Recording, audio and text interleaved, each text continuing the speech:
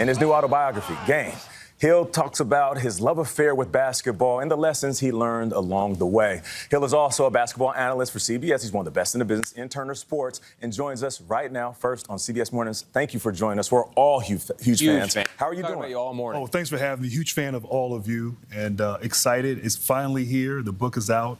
That's right. And, a lot of work went into getting it done. Now, speaking of the book, you say that writing this book allowed you to live in the moment. What did you mean by that?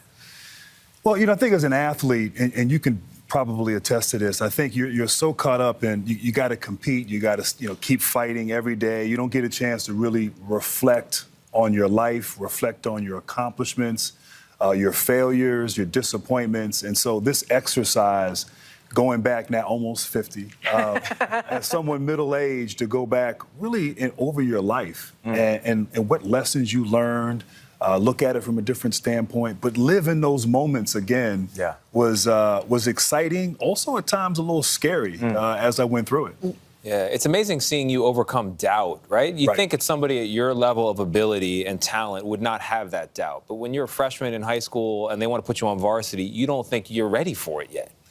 Yeah, part of my journey and sort of coming of age was sort of the developing the confidence and the belief in myself. And, sports, you always want to project and exude confidence. Right. And body language, you have to in order to excel. But at times I didn't believe that. And really my journey part of my journey was learning to believe in myself. And that didn't really happen until kind of the latter stages of my time in college. And even had a great college career. We did some amazing things, but questioned and lacked that confidence as a basketball player. It's amazing. Right? Even as the top schools in the country are recruiting you, right? You had UNC, Michigan, everybody who was anybody at that time and still is. Right. And you still are like, oh, I don't know, maybe I'm not that good. Well, Christian Laettner had all the confidence in the world. My teammate. He had enough for everybody. And so I needed to be pushed a little bit. Yeah. But eventually I got there. Yeah. And it worked out. It was interesting. Before you said some of the things looking back, a little scary when you look. One or two things that maybe jump out at you that as you reflected back, those were moments that maybe you weren't as fearful in them, but really were scary moments that you had.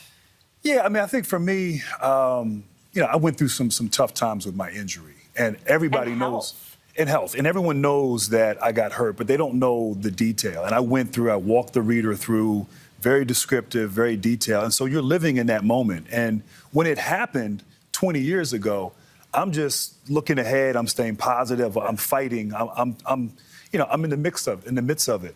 But to go back and I realized I hadn't unpacked this. I hadn't dealt with this mentally and emotionally, and I'm dealing with it as I'm writing the book. And so sometimes you suppress things in order to survive. And I think to get through that difficult time. And look, my ankle. I had a situation where if it didn't get right, it was going to get amputated. Yeah. And so people knew I was hurt, but didn't understand the full scope of things. And so we went through that. And surprisingly, I had a hard time.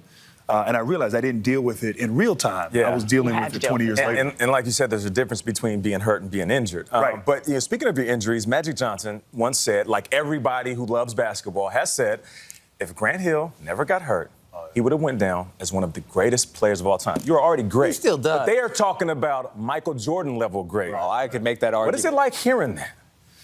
Well, it's funny.